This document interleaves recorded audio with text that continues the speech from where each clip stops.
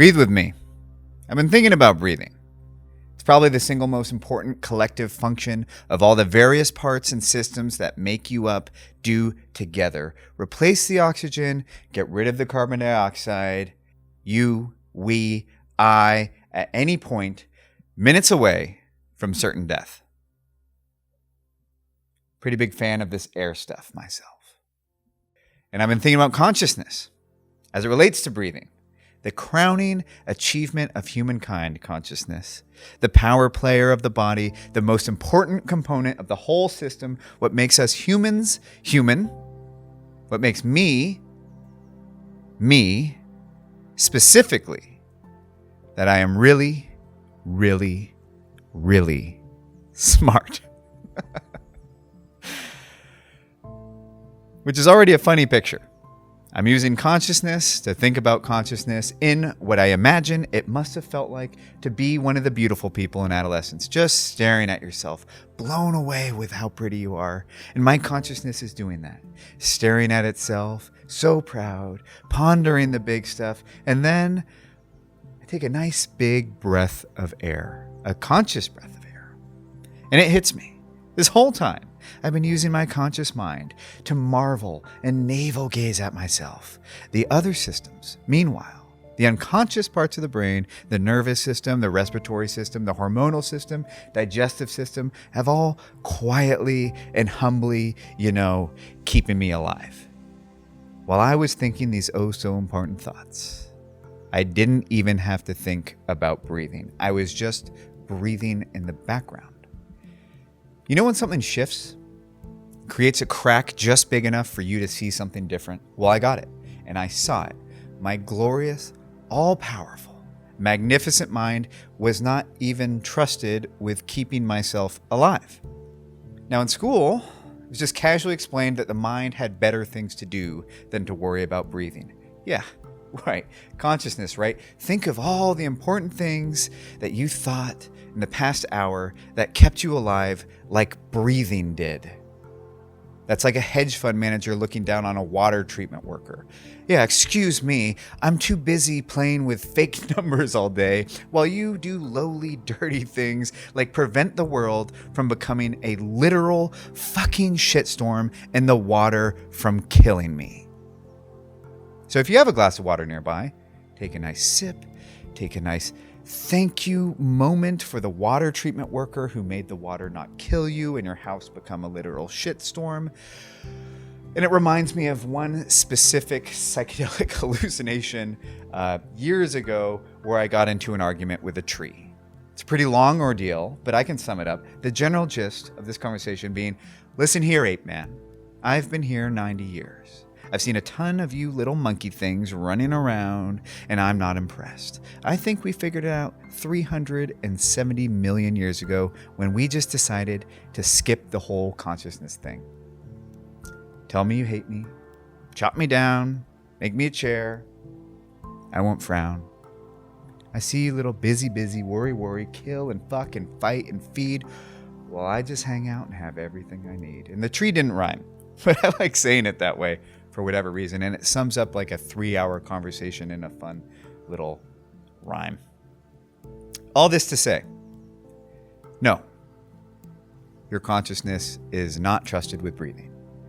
And none of this is meant to diminish any of the work you do with your conscious mind, but to remind you of the whole picture, all of it, and to hold as much as you can while deciding how you're going to move through the world and use your consciousness today. But one of the very, very cool things you can do with consciousness is extra credit breathing, recreational breathing. So take a nice, deep, big, greedy breath of air, maybe another nice sip of clean water that won't kill you while I tell you a story. The first middle school I went to was called White Hill Middle School. We called it White Hell Middle School. It was a pretty confusing time in all of our lives. Maybe you felt that way too. It was particularly confusing if you were a shy and nervous kid like I was. It was a new land with new rules, There's 3 schools that fed into it and lots of people I didn't know. This is not what shy and nervous people enjoy most in life, is meeting lots of new people. I had questions. Am I safe? Do I belong? What do I do? What do I do with my hands? Will my friends still like me now that they have choices? Sound familiar? It's funny how the big questions about being human don't really change. I think if you do something right, if you're living right, the answers kind of do. One of the schools that fed into White Hill was Lagunitas Elementary. These kids weren't townies like us. They were over the hill, in the valley, in the outlands. They were wild and feral, little proto-hippies. The valley is still kind of like that, but back in the day, the valley kids really stuck out. They ate organic only in the early 2000s, and they didn't have good sweets or snacks in their house. Terrible, terrible Trader Joe's crackers and things. Many didn't even have TV. These were free-range, non-GMO incarnations of the human species. No homogenizing pop culture to smooth over the edges and make us all have a little bit more in common. These guys really danced to the beat of their own drum. And one of them was Oscar. Tall and lanky with big, thick eyebrows and an untamed thicket of hair that spiraled and expanded from the top of his head and just went outward like a galaxy. As a people observer, getting sat next to Oscar was like a dream come true. It was like watching a master in their workshop, except Oscar's mastery was being Oscar. Oscar was nobody other than Oscar. He Oscared phenomenally. And one day, Oscar turns to me, hands me a smelly pen and says, "Hey, you, smell this." So I take this smelly pen and like a British explorer being invited into some local indigenous ritual, I very carefully and delicately partake in the ritual. Yes, here, hand the pen back. And Oscar's just staring at me. And he starts shaking his head disapprovingly. I've done it wrong. I've offended the locals. And he snatches the pen back and he says, "Nah, man, you got to get in there and smell it."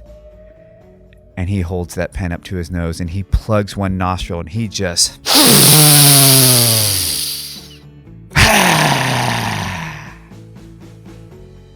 And the whole moment is transcending the sum of its parts. This is not a boy sniffing a pen in a classroom anymore.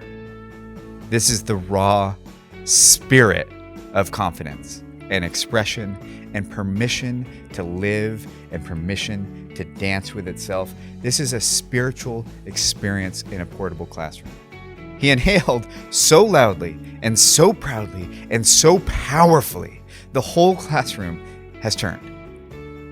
They're staring at him, staring at us, which is one of my greatest fears. All semblance of focus and order in this room obliterated, the rhythm of this classroom hijacked by his vibration. The whole room is staring at us, and he's staring at me. And for a shy and nervous and self-conscious kid, I should be petrified. And yet the entire room of people staring at us is disappearing behind him. All I see is Oscar and this pen.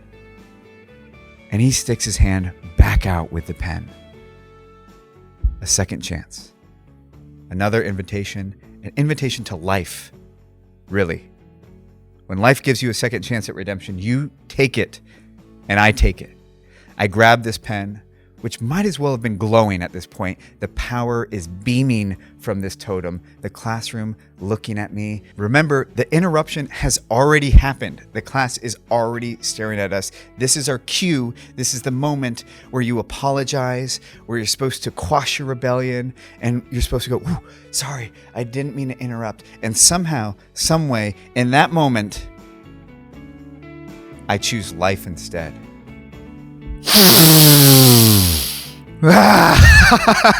We laugh. We laughed from our bellies, and no one else had a clue what was going on. I don't even remember what happens next. Maybe we got in trouble. Maybe we didn't. That's not the important part. I had just been given a great lesson in that moment that I didn't even understand yet. seed of wisdom had been planted. That seed would take many years to sprout, but it was planted. And that sprout is still starting to flower 20 years later. I had just learned a new word in the language of breath. I had learned the universal breath word for power and freedom and confidence and permission to live. There are a million ways to breathe. It is its own language, and if any artists or scientists need a project, go record the alphabet of breath. I would love to hear it. The controlled silent breath when you're in the woods trying to listen to wildlife, and you need to listen with your lungs and get as quiet as you can so you can hear as much as you can.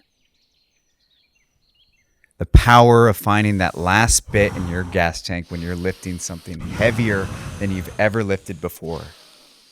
The rhythm and machine of the breath of running when you know you have a lot longer to go and you just need to keep filling your tank.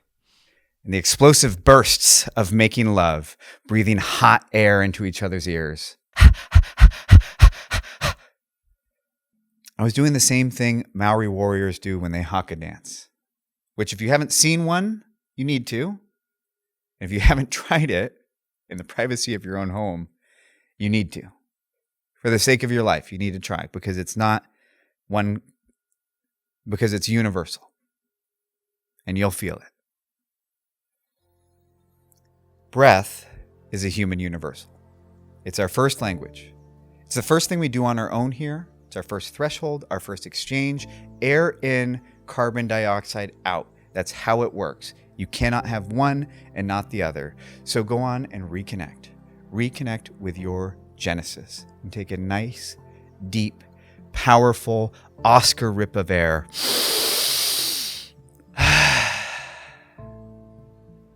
Doesn't have to be cute or contained. Take it in. Take it all in. Stretch those lungs. The plants made your air this morning. It wasn't free. It might feel free, freely given by the plants, freely taken by you, but not free. It's kind of like this podcast. Now, my favorite among you, the smart and the sensitive, have just got nervous because you can see exactly where I'm going, and I love you for it.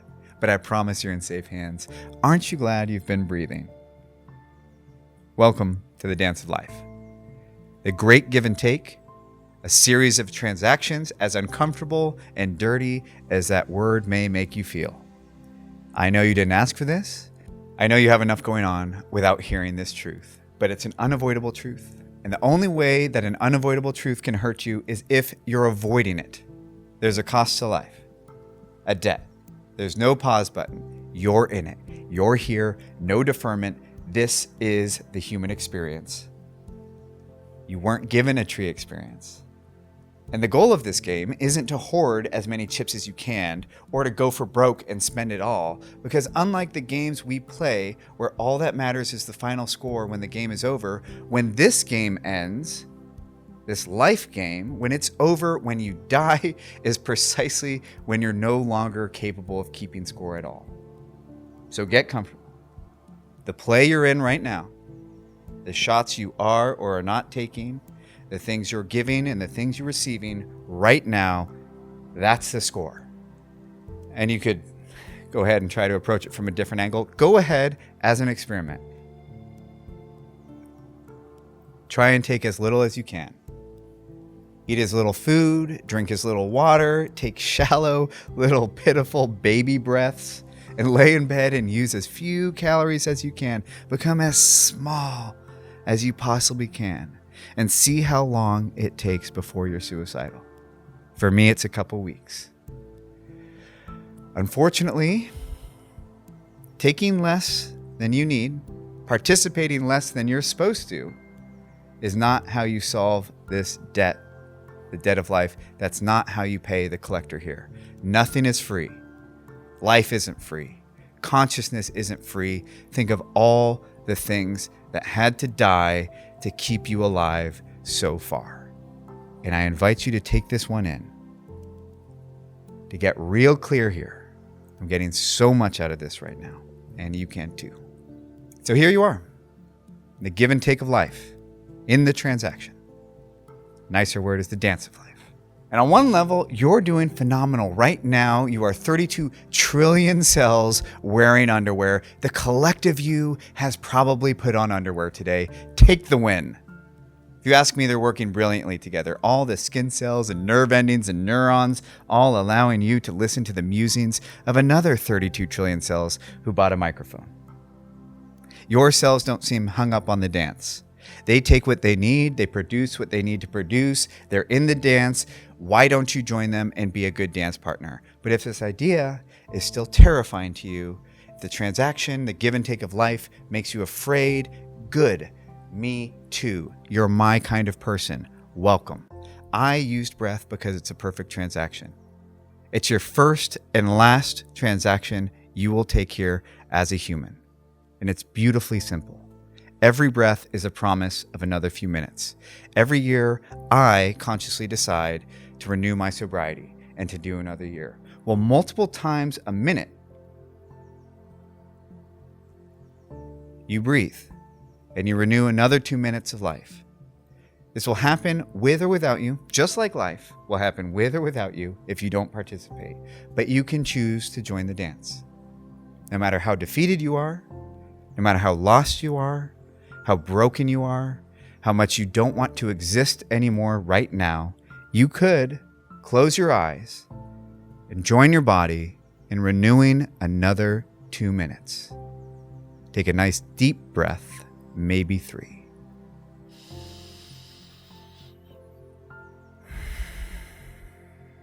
I get shivers every time. Here you go, body. Here's another 2 minutes of humanity.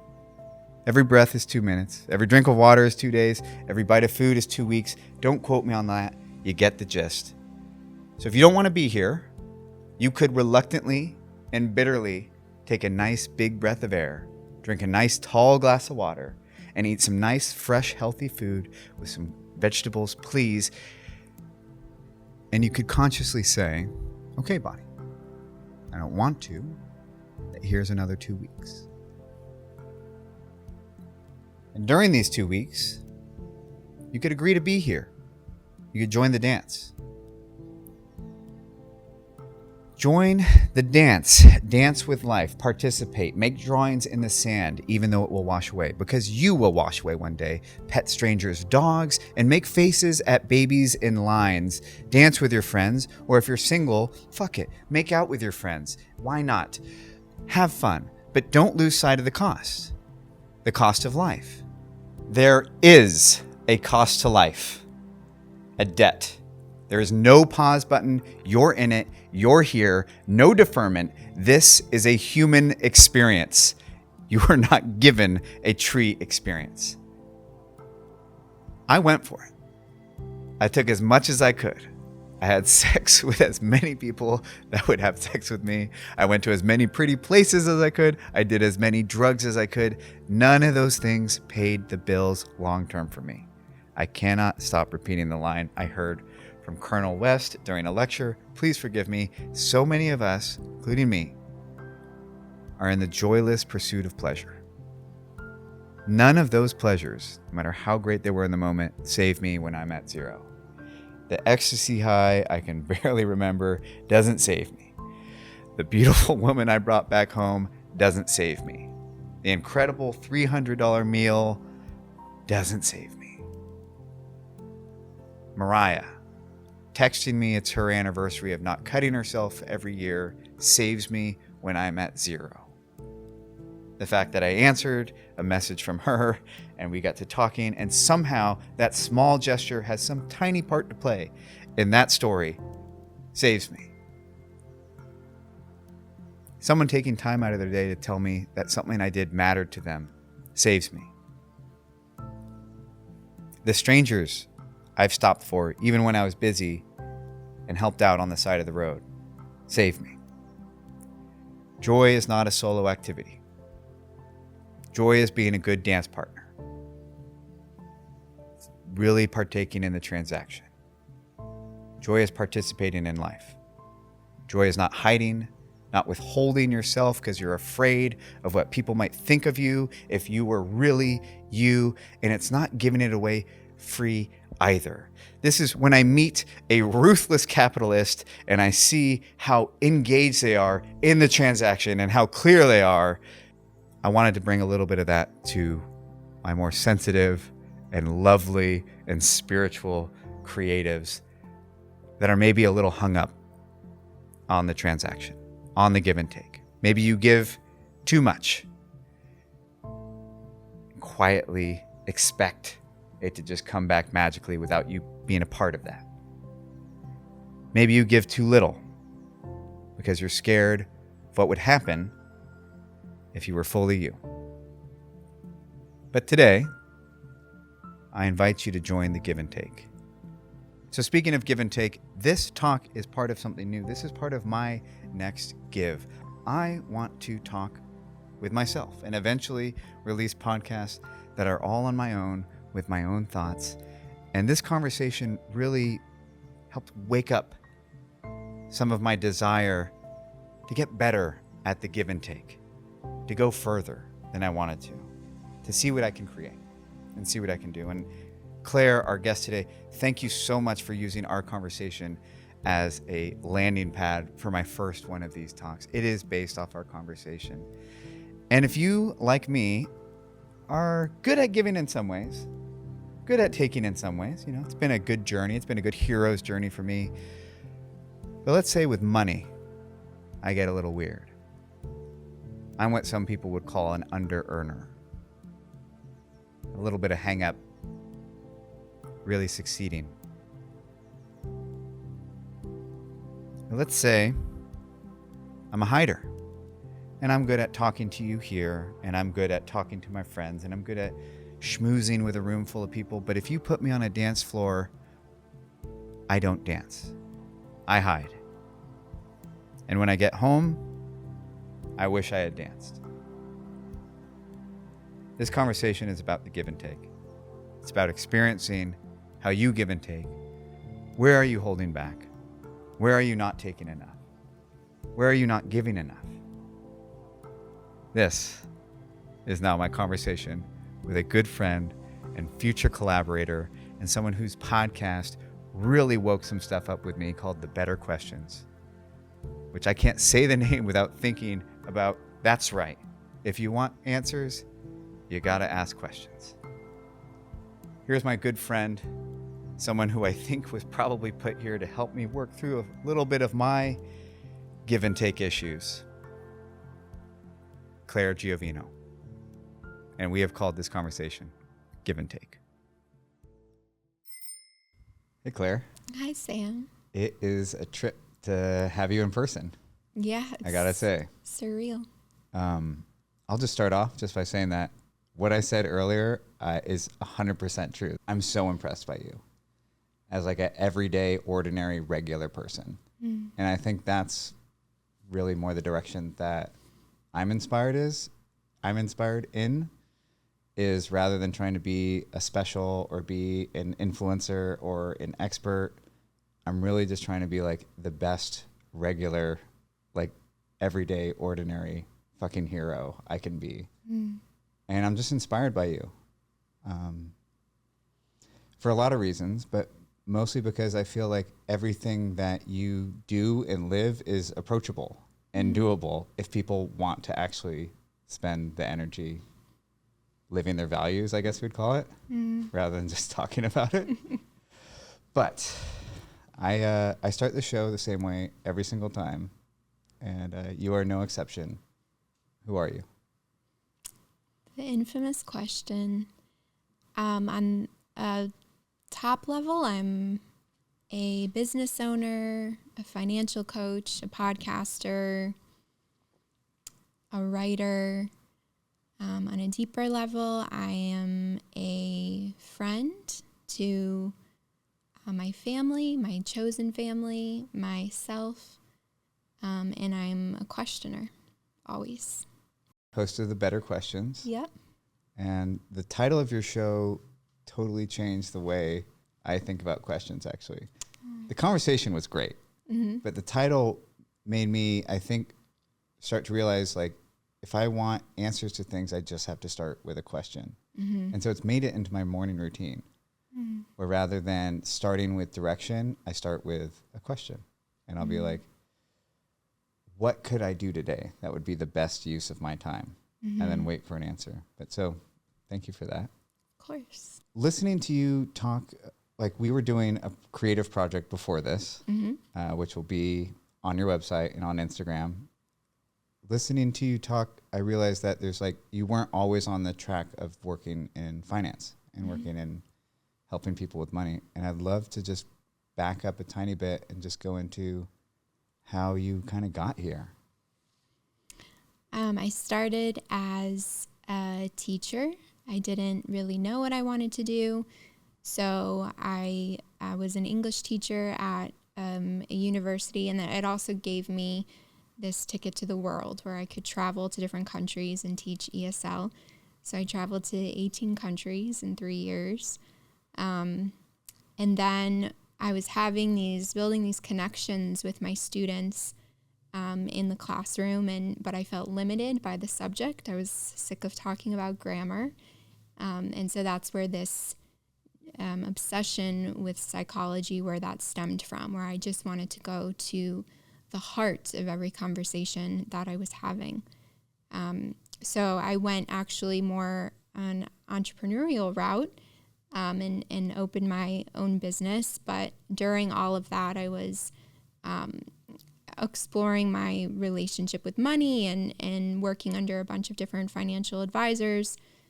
So my first business ended up growing, more than I expected, but it didn't have like my heart behind it. It's a recruiting business. And so I've wondered if it grew because I didn't have an emotional attachment to it. So it was like I was free to develop it in a way. What does it do? What's the It's a recruiting service. So we recruit assistants and then assign the assistants to busy professionals. It's called Inbox Done. So I realized I loved, growing business. I loved the leadership involved in that and delegating and outsourcing and operations and all those things. And then meanwhile, on the side, I had all these different creative outlets, and I do better when I have multiple outlets I can go to. One being the financial business and one being the podcast. And so questions were at the heart of really everything I was doing, though. It was the theme of how can I build the best team dynamics that I can by asking questions and figuring out, the communication styles of every team member and what motivates them. In my financial business, how can I get to the bottom of the beliefs underneath these money hangups? And then in the podcast is where I feel like it's the purest form of questioning. It's all about questions. We're going to avoid money hangups for as long as possible on this conversation, because that's obviously the elephant in the room.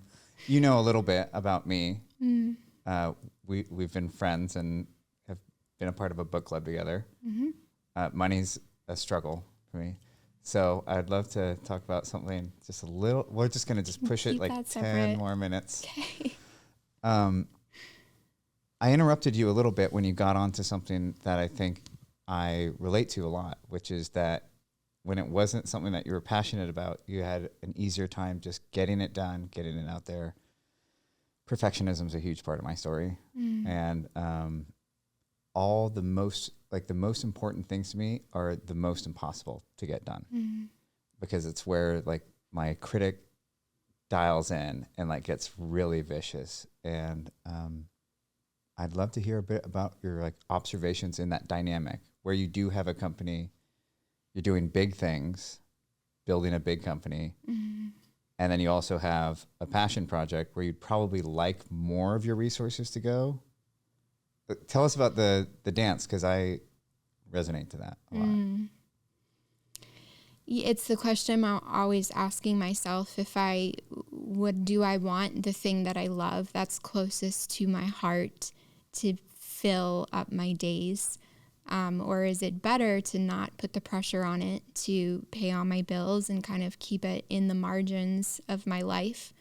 And I think the stakes feel higher emotionally for the things that are closest to my heart. I do believe that your gifts often live right next to your deepest wounds. And so I think that's also why it can be difficult to go all in on them and show them to the world. It feels a lot more vulnerable. But it's something that I'm still constantly wrestling with, but have gotten to the point in my life now where I've seen the opposite. I've seen the business, that's not tied to my heart, grow and be the main source of my time and energy.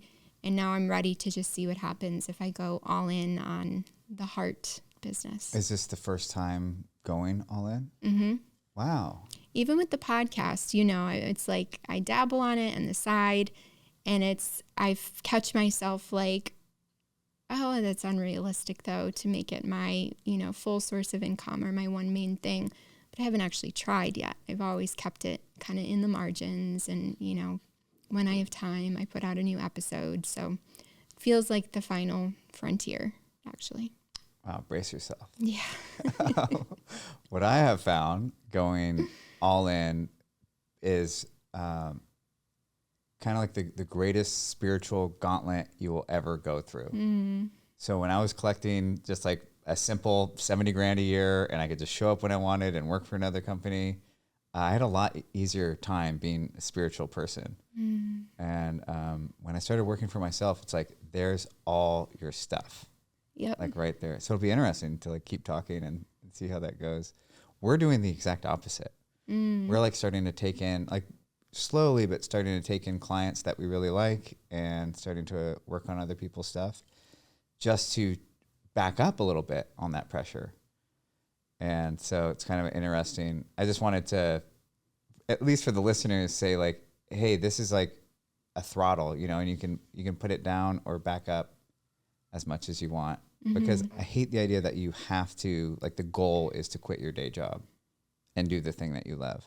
I think it's really misleading. And mm-hmm. for me with sculpture, it wrecked it a little bit.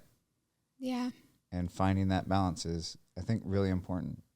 For sure. I've seen people get tripped up on the jump and the net will appear advice of, quitting the job. And it does. I've seen like a lot of really beautiful art just get snuffed out because all that pressure is put on it too early and too soon versus like gradually building it up on the side. And also, we don't have to monetize everything. Like, it doesn't make it more worthy or valuable to put a price on it.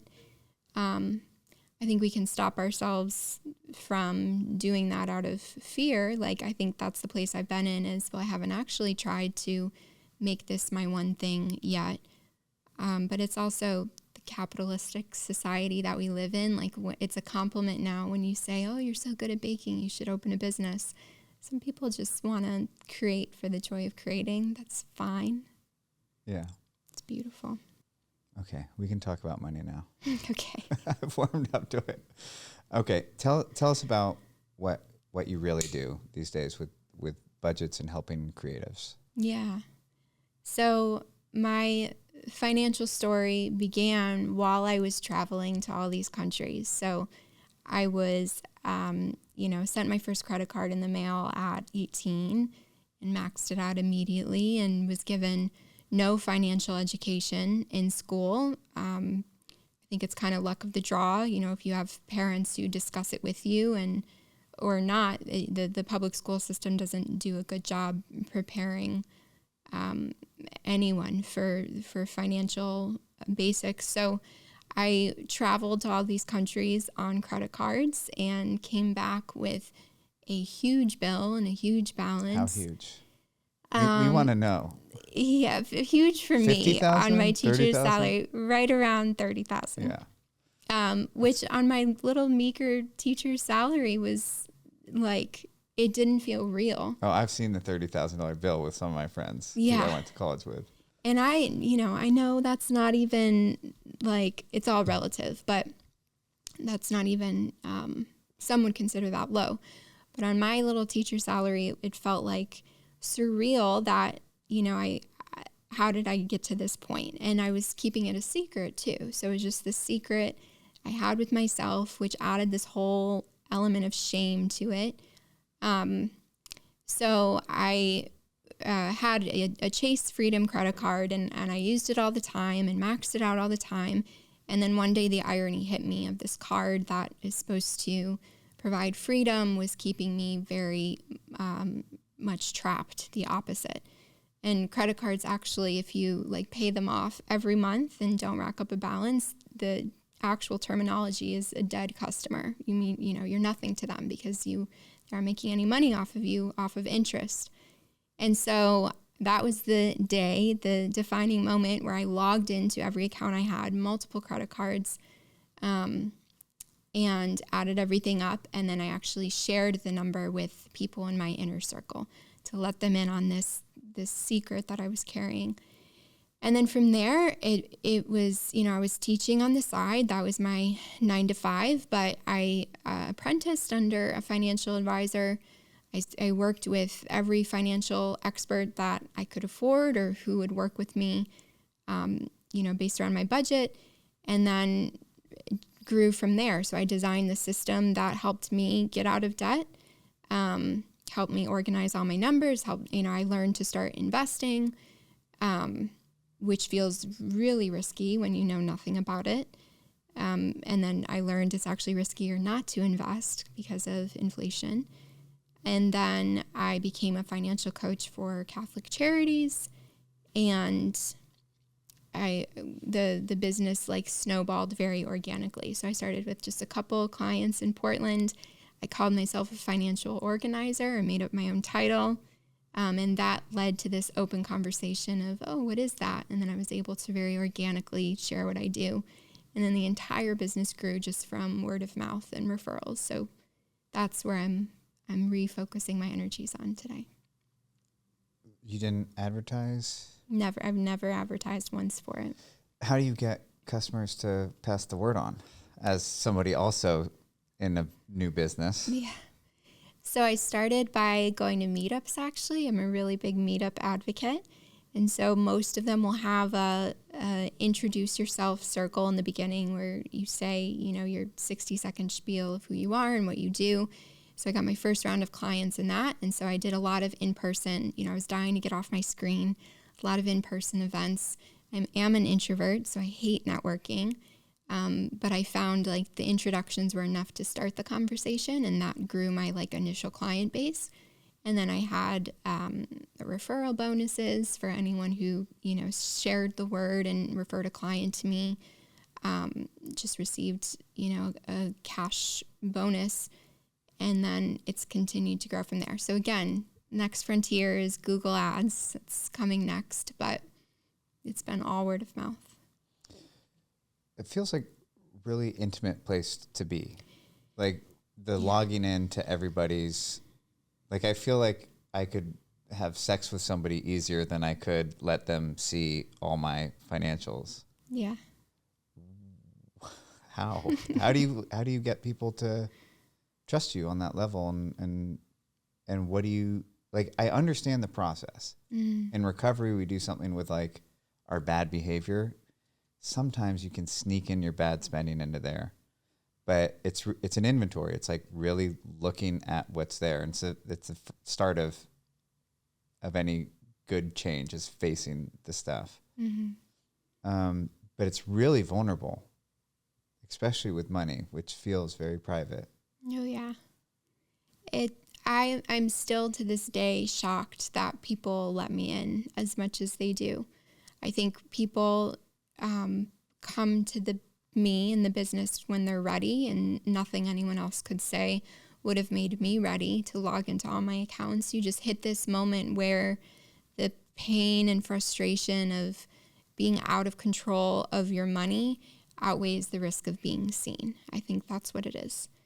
And so every single client cries at some point. I tell them that up front so they feel it's normal.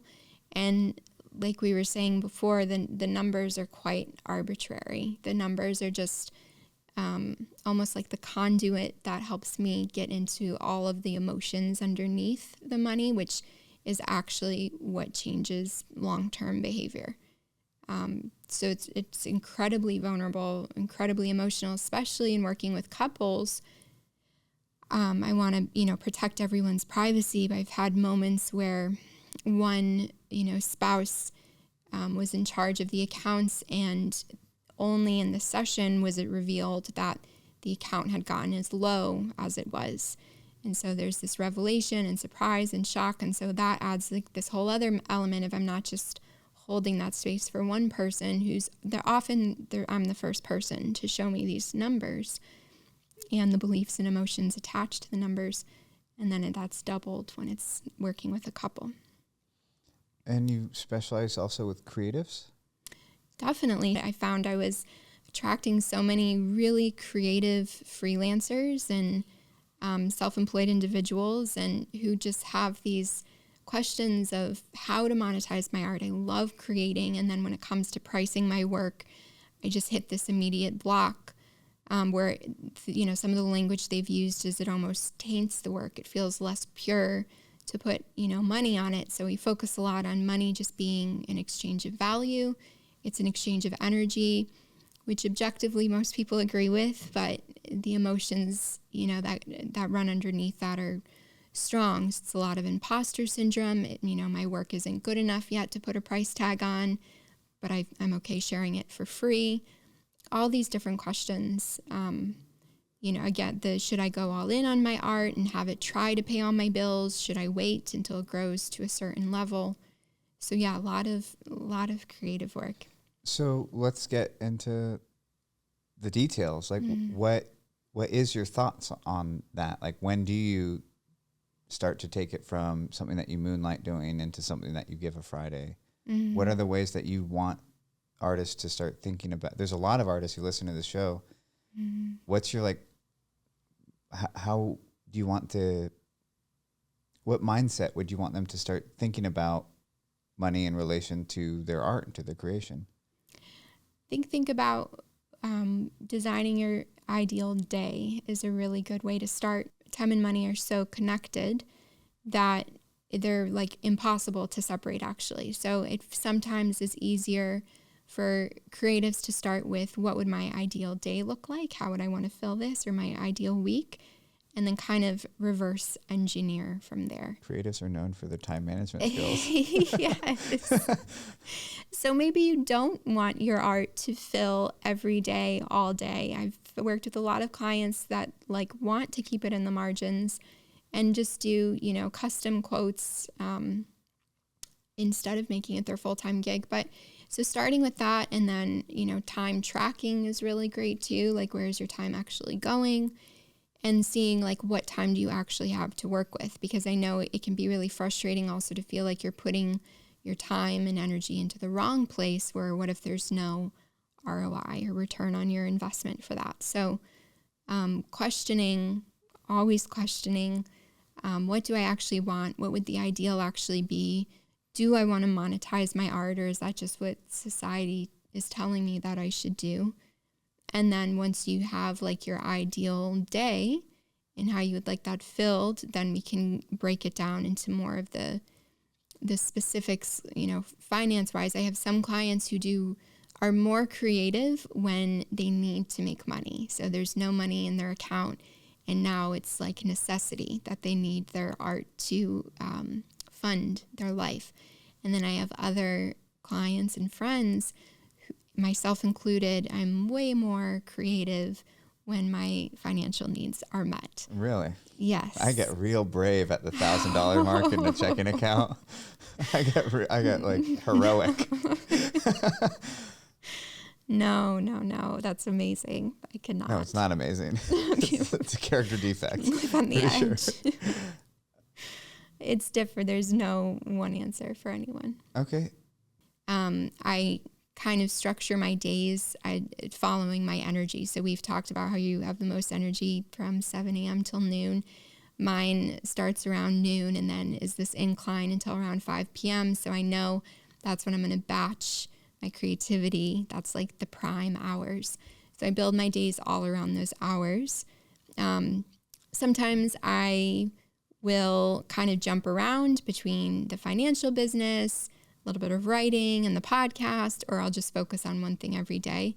And one thing I've realized is I can get really obsessed with creating like the perfect routine. And if I just create the perfect system, then everything else will fall into place. And even the best systems require like ongoing tweaking. They often have expiration dates on them. So it's just constant tweaking. I do have writing accountability groups that I'm in. That helps a lot. I have business accountability groups that I'm in. So I try to bring those external minds into my days as much as I can, since everything I'm doing is on a screen. Do you always include a group? Do you find groups to be a part of?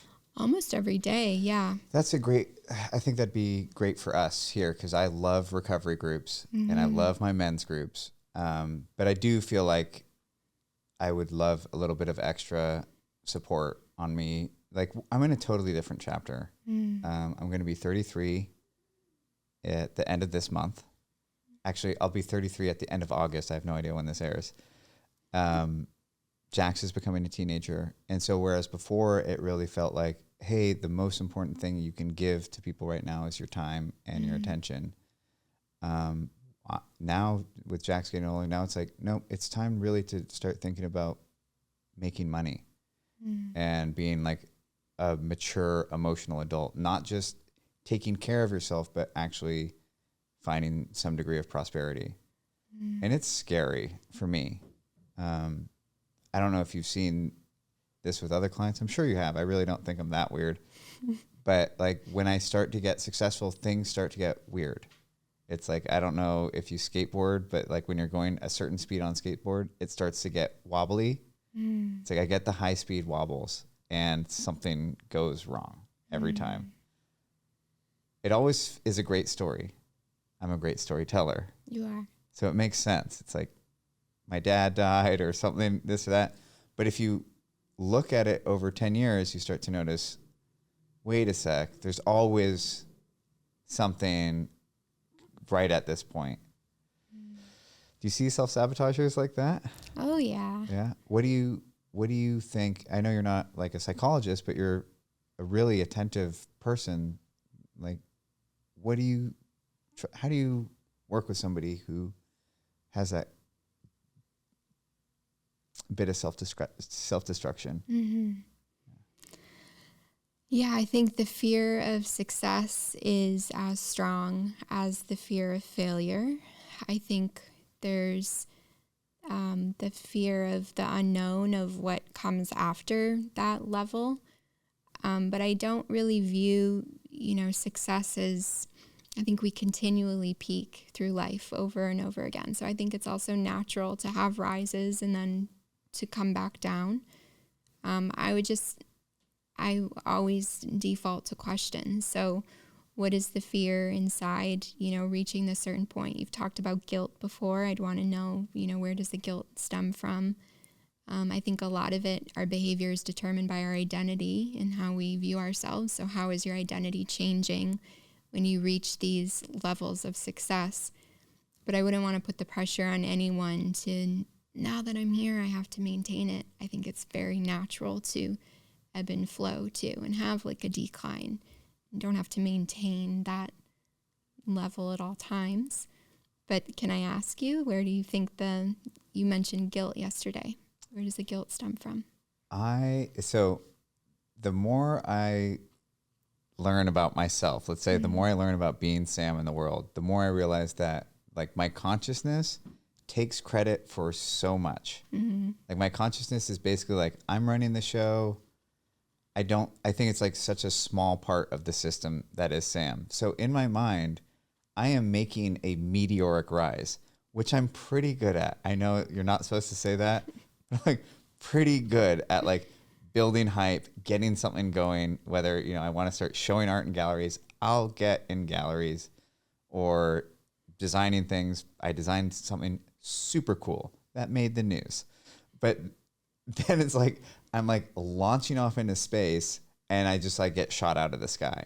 So from the conscious self, it doesn't feel like, I don't start to feel like, overcome with guilt that things are going so well. Like I'm not there. I am like hungry and like, I'm staring at the horizon of space. And then just all of a sudden, like the fuel gauges are just like, pew, like, and we start to plummet. It's hard to tell. I definitely am excited to work with more therapists and figure out what it is exactly. I do think at some point that there is guilt, and I don't necessarily think that it's part of the conscious mind. And like I bring that up because I've been thinking about lately, like the utility, because I consciously like want to be a really cool atheist. I think you can sound like the smartest by being an atheist, but it's never worked out for me. I'm like a reluctant spiritual person who's like really spiritual because it happens to work. But I was thinking about the utility of the concept that like someone's always watching and that everything that you do, like there will be judgment. And you see this across the board, like there will be judgment. And I think that there are a pair of eyes that see everything that you do, and they're yours. Exactly. And if you convince yourself like, no, like having, having sex with strangers, yeah, I feel a little bit weird, but I'm cool, right? In my conscious mind, I'm cool with that. I think eventually the beast bites back, like the body, the subconscious, the other parts that make you up besides just the consciousness, eventually they bite you back. And they're going to fight for their own well-being. So if you're doing things to your body that goes against who you are, if you're doing things to your friends that go against who you are, in the guy world, I see it where like some guys just are kind of naturally like totally okay being man whores. And then if you see somebody who's not okay with it, like try to play the field really hard, they end up really messed up. And it's like, because you're going against your nature. Like, let the man horse be man horse, but you're going to hurt yourself. And why do I sabotage? I think at some point I'm missing bringing some part of me with myself. There's a word that I've probably said like on every podcast for the last like 10 podcasts called thumos. It's a Greek word, and it talks about, it's like generally a very masculine, heroic energy.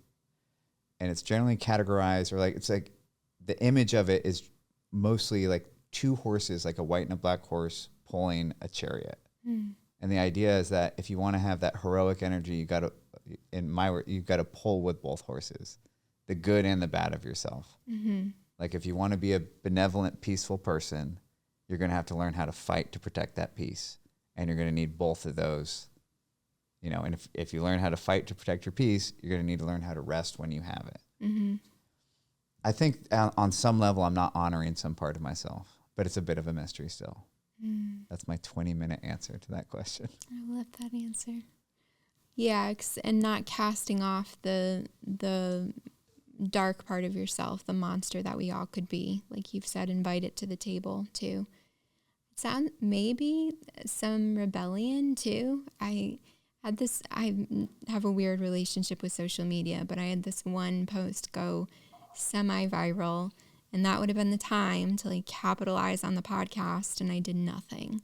I went silent for a couple months, and for me, it's a bit of rebellion of I don't like to be held accountable to anyone else. I want to do what I want to do when I want to do it. So I think that's why I can self-sabotage. But, with success, more people are looking to you, more is expected of you. Maybe that. What do you do with the rebel? I negotiate with the rebel. I like parent the rebel. The rebel feels kind of right. Yeah. It's and it is that question I've learned of.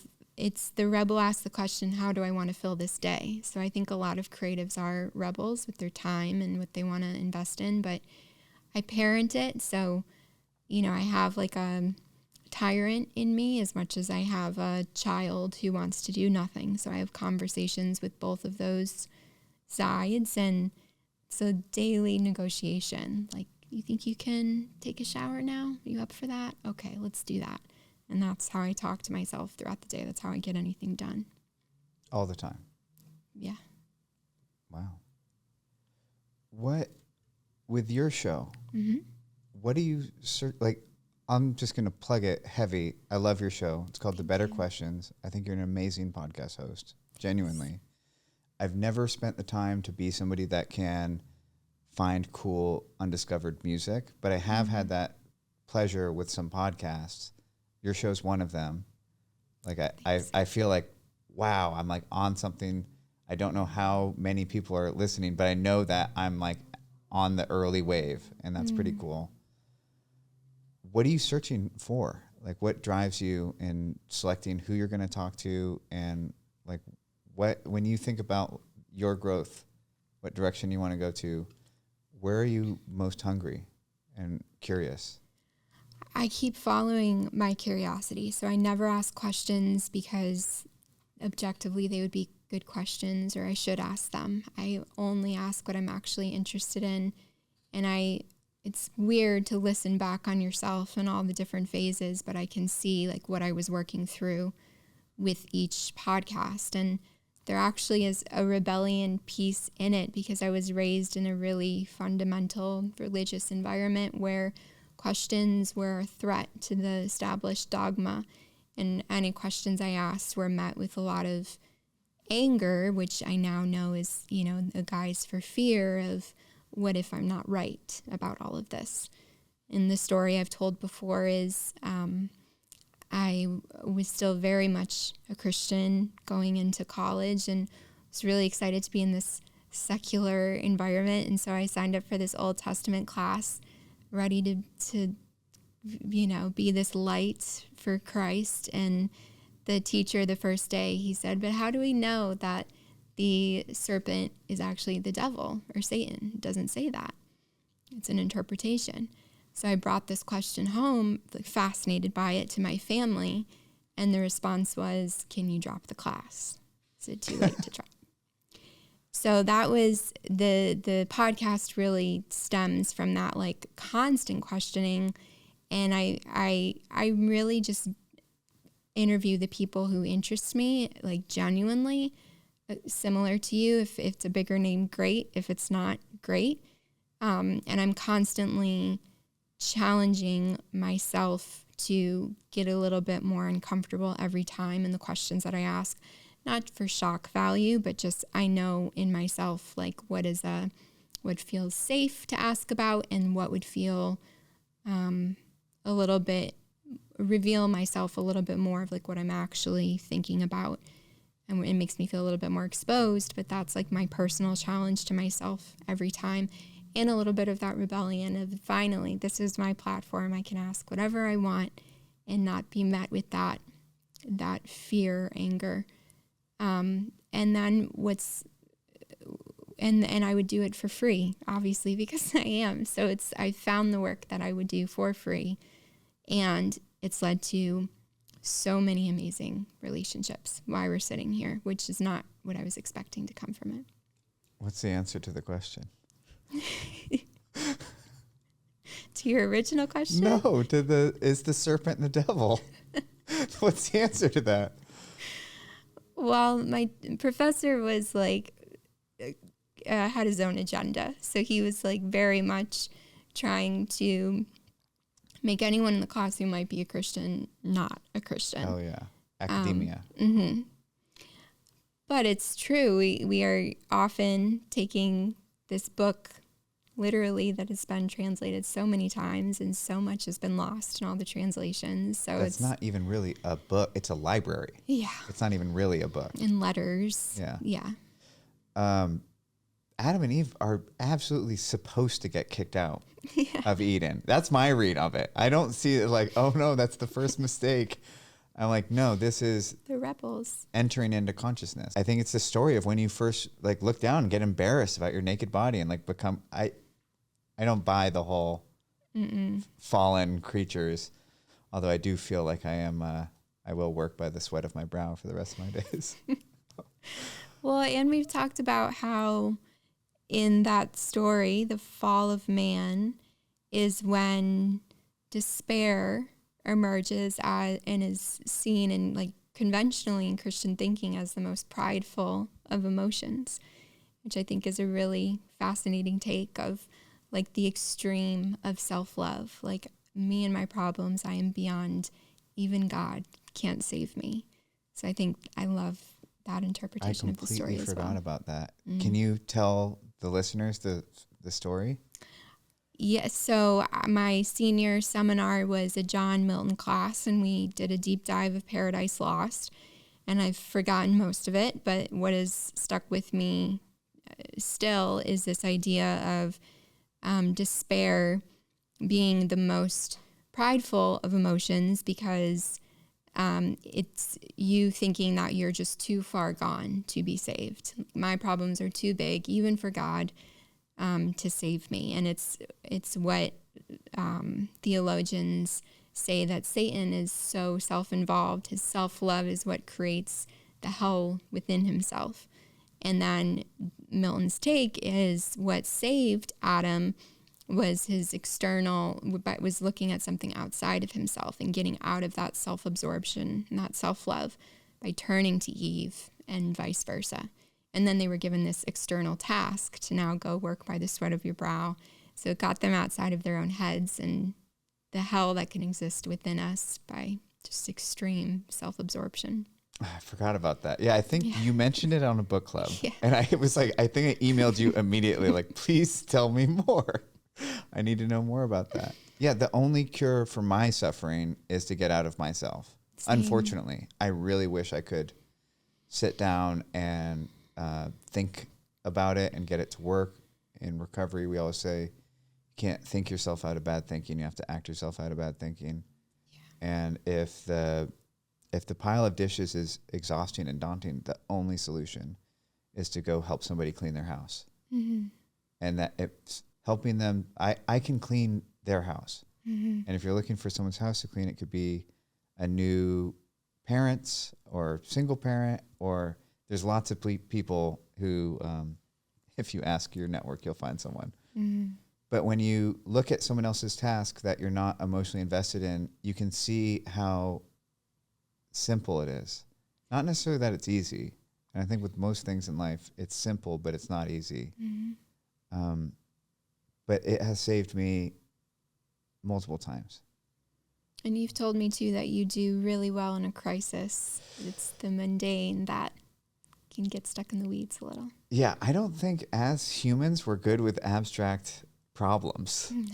Like, I think that if we were being like methodically hunted down by like wolves, like I think we'd rise to that occasion much better than if tax season is coming up and you're not sure how you're going to pay it. That's a pain I feel almost every year. Same. Yeah. The solution has actually been to invite Reese, my best friend, to that process. And for him to say, hey, you need an extension. Sorry, man. Or whatever the case is. But for him to just take a look at it with me and to just say, this is like, regardless of what you think in your head, which is catastrophe. Like, I need to move towns, start a new life. It's generally just like, this is what's true. I think that's probably where you start with the financial organizing. Oh, yeah. This is what's true. Exactly. Now you have your starting point. And I think it's talking to Ben the same as what therapists do. It's just holding up a mirror. That's it. And what you were saying earlier, yeah, of course we can know something objectively in the conscious, but the work of life is surfacing the unconscious. That never ends. Are you okay talking about foster parenting? Of course, yeah. When you mentioned that you were, at that point, you were training to be a foster parent, that's when I really started to go, oh, you're in the presence of someone doing something different. Because you just, I've seen people start businesses. It's hard work. I admire business owners tremendously.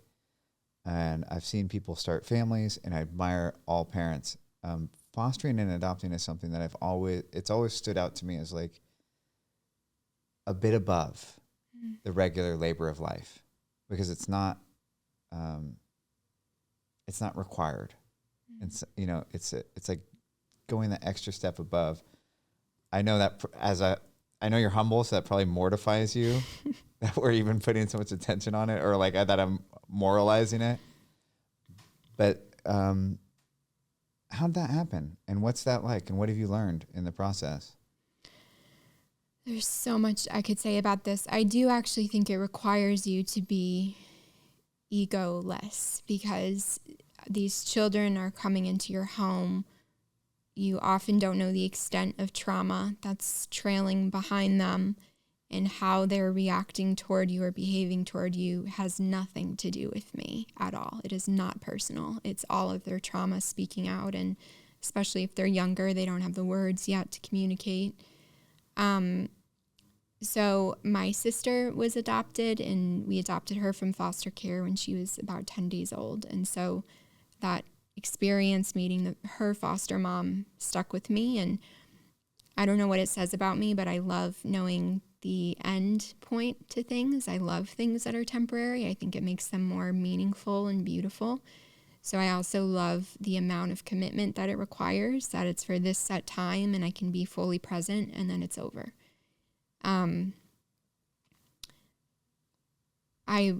Everyone says, but what about saying goodbye? Isn't that difficult? How do you do that? And the story I often tell is I had a friend who was a volunteer in the Mississippi River, and for anyone who drowned in the Mississippi River, it was his job to go and find the bodies so that the families could have closure. And it's very different, the work he's doing and the work I'm doing. But people would always ask him, how can you possibly do that? And he said, it's because I can. And that's how I feel. And I feel that everyone has their thing. That is that. And there should be no guilt around what you can and cannot do. I look at these social workers and caseworkers we're working with. I could never do what they're doing. So hosting is also a value of mine. I love hosting people and dinners and welcoming people into my home. So it feels like that core value is also a part of this too, of all the turmoil these children are facing. And I get to make this oasis or haven for them, however short. So I love that element is tied in. And I could go, if you want, I can talk about living a child-free life, but that's also a part of it as well, where, of course, my sister is my sister. The bond is no different, than it is with my biological brother. And so for me, I've never felt this desire to be pregnant. I feel, the bond just as strongly with each child who comes in, where I can use my maternal instincts and my nurturing as needed. And again, it's one of those things like, oh, you're so good at baking, you should open a bake shop. People have seen me in nurturing environments and said, well, you have to be a mother, you'd be so good at it. And I feel that can look so many different ways and can be for so many different lengths. I lived in Mozambique for several summers and worked in orphanages there. And anyone who's done something similar can attest to the bond that you build with these children who are not your own. I would die for them. And so that I've never needed that biological bond to be there. Also, the stats are, when the world feels like so overwhelming, it's hard for me when we focus on children at the border and not the children who are, stuck in these systems or about to age out of the foster care system. But the numbers actually aren't that unmanageable. There's around 440,000 kids in foster care currently, but only about 120,000 of them need to be adopted, because many of them go on to be with their biological parents or primary caregiver. And there are, not to target churches, but there are about 380,000 churches in this country. So that number is so fixable in my mind. If 1 in 3 churches adopted one child, there would be no churches left, or no children left in foster care. Or churchgoers. Yeah, exactly. If churchgoers did. when we're called to care for widows and orphans. So it's hard for me to justify. I think it's beautiful when parents want to have kids, and I think the parents who want to give birth should do that. Again, it's something they want, and that certainty is really beautiful. For me, I can't justify creating new life when there's so much life that needs to be cared for already. So it's just been really beautiful. I get attached instantly, and then I assume they'll never remember me, but it's like this, maybe I gave them a little bit of peace, like on the way for, the rest of their journey. Yeah, a reprieve. Mm-hmm. I sometimes work with kids, very different, privileged kids, on teaching outdoor education. And yeah, that's one of the things that I was not prepared for, is how, like, you'll see them on the street and I'll be like, River, what's up? Yeah. And he's like, who the fuck are you? Who are you? If it's like a year later or whatever. And, but there's something about, like, even just parenting Jax, but also working with other kids, where I think you're also working with yourself, and you're working with the kid in you and the parts of you that got let down along the road by the adults. And I think our generation got let down huge by the adults in the room. We think of, like, adulting as a bad thing, right? It's like very adolescent or sophomoric. And like I wish that responsibility had been the aspiration of, like, you are going to take on as much responsibility as you can handle and thrive with it and build, rather than like, jobs are what, I was like so anti-job. I was like, yeah, man, it was like I think it's probably Gen X and below, where it's just like, I'm not going to be in a cubicle, man. Just going to do my own thing. It was like really bad messaging. Like, I watched like 15 minutes of Real World. Remember that MTV show? And I'm like, what adult greenlit this for kids? Like, what responsible,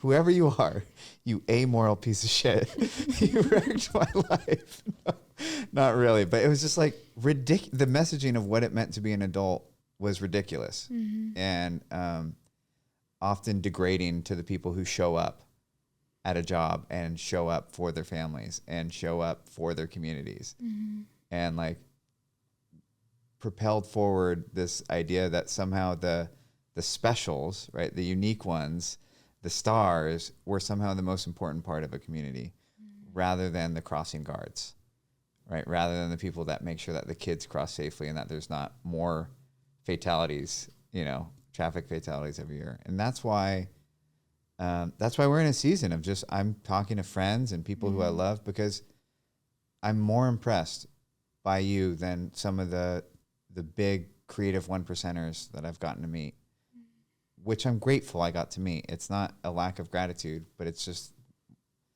the more I pay attention and the more I let people show me how complex their ordinary life is, the more respect I have for the ordinary, and realize how much more important they are, how much more important it is for the people who volunteer to clean the baseball diamond is, than the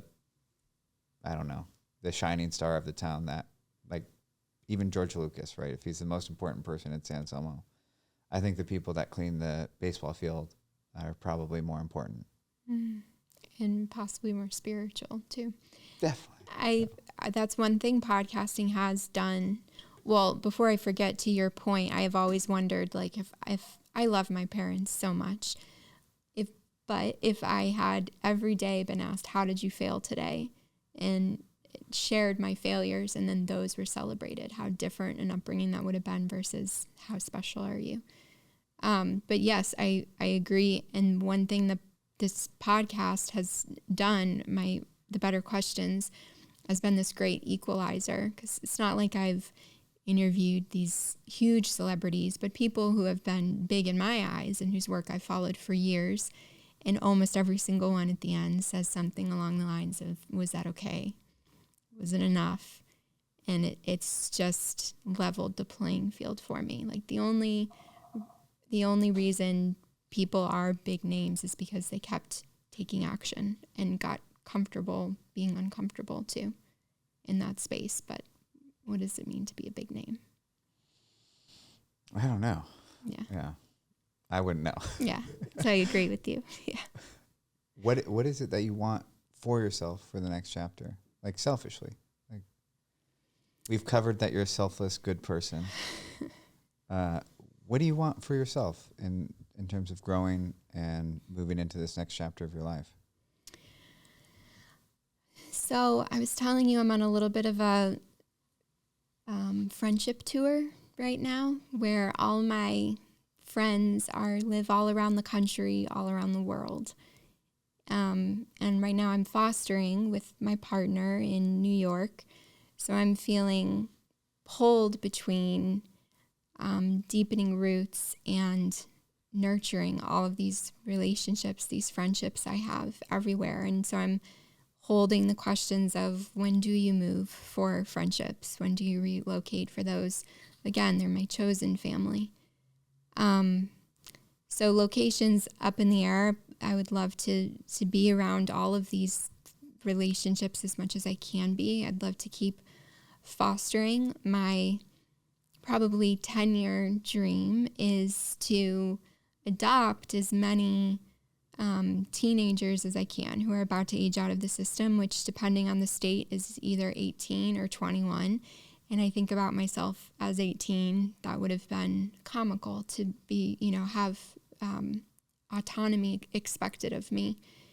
And so to adopt as many as I can and work through these systems that society has created, for better or worse, like money and health insurance and getting your first apartment and going to college and starting a business, all these adult things, and then have these like melting pot Christmases where everyone has a place to come to.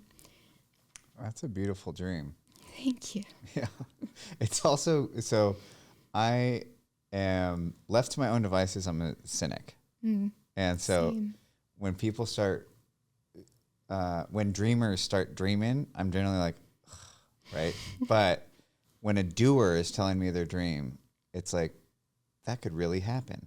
There's just a little bit of extra special to it. Are you a Christian? I don't call myself that anymore. I call myself agnostic. But I've come full circle with my faith in the Bible specifically, where I have no interest in villainizing religion or throwing the baby out with the bathwater. I like to take what is true to me, cherry pick, and just have open conversations. I just interviewed a pastor pretty recently who was willing to like go into those places with me. I have a friend who's like coming out of a lot of Christian indoctrination and is so angry with the way that the church handled his experience. And he's saying, going around saying, do you actually believe what you say you believe? Like, why aren't you trying to convert me all the time then? And so I brought that up with the pastor, but I have no title for myself other than agnostic right now. I think that's a great place to be. Yeah.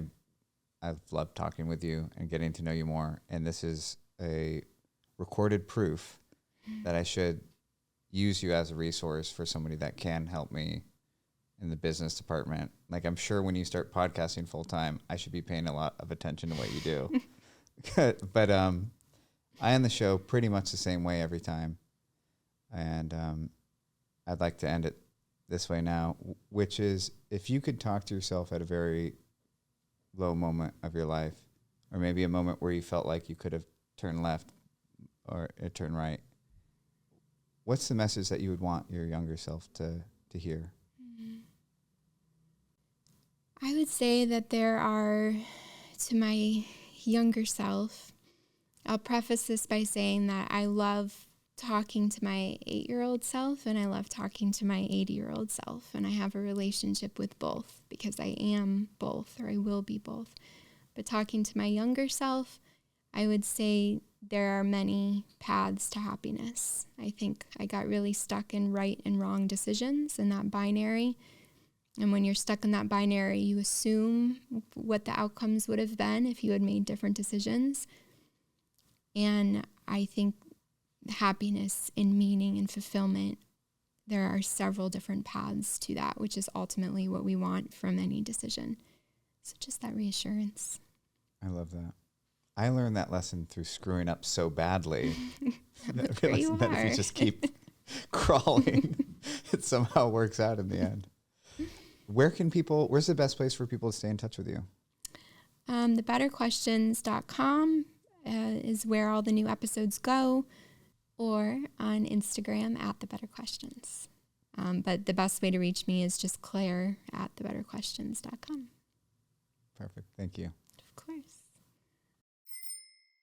Thank you for listening to the How to Human podcast. If you liked Claire, if you want more of Claire, you can, of course, listen to her podcast for free, The Better Questions. If you'd like to work with her on some of your money stuff, you can go to creativemoneycoaching.com. I think I might. So thank you for listening to this episode. If you liked us, if you want to support us, you could balance out your own give and take. You can write us a review on iTunes. I read everyone. Some of them have saved me. You could share this episode with your friends and family. I love noticing when episodes are getting shared. I can see a slight bump in listenership, and I know what's happening. I know it's you guys. Thank you so much. And you could support us on Patreon, which if you've been listening for a while and you enjoy the show, wouldn't it feel amazing to jump in with the give and take and to join this process and to help these episodes and the growth of this program continue? I think it would. So much so that I support a bunch of people on Patreon as well. And I try to keep it at around 10% of what we're bringing in. So if that interests you, I'd love your support. You can go to patreon.com/howtohuman. You can go to our website, hellohumans.co, if you'd like to read the show notes in depth. And you can also check out more of Claire at the Better Questions podcast or creativemoneycoaching.com. Thanks and have a great day.